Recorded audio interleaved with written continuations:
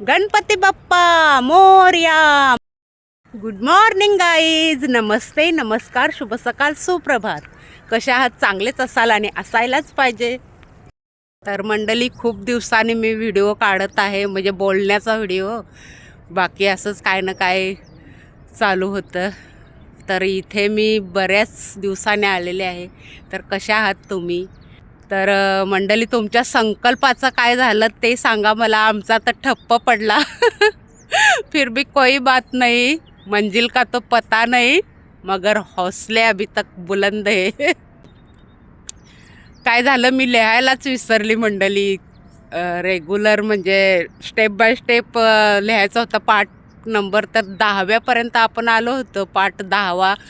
आणि तो व्हिडिओ पण मी काढला, परंतु तो शेअरच केला नाही. पाहूया, जरी पाठ वगैरे नाही लिहिलं तरी आपली काय ना काही कामे ती चालूच आहेत.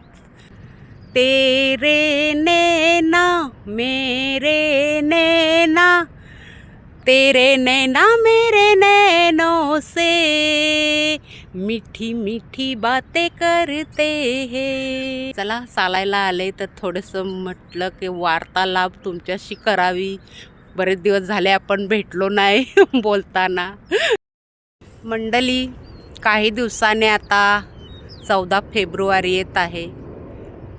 तर माहीतच असेल तुम्हाला काय असते. तर हा महिना असं म्हणतात प्रेमी युगलांसाठी खूप म्हणजे चांगला. तर मंडळी, माझं म्हणणं असं आहे की इतकं पण त्यामध्ये आपण डुबायला नाही पाहिजे प्रेमामध्ये. प्रेम काय सोच समज के किंवा सांगून होत नाही, ते आपोआप सगळ्यांना होते. तर त्याची देखील आपण थोडीशी काळजी घ्यायला पाहिजे. कारण इतकं पण त्या मागे आपण सर्वस्व हरवून बसायला नाही पाहिजे. तर थोडा विचार करूनच करत जा. तर व्हॅलेंटाईन डे येत आहे, तर तुम्हाला अगोदरच खूप खूप शुभेच्छा.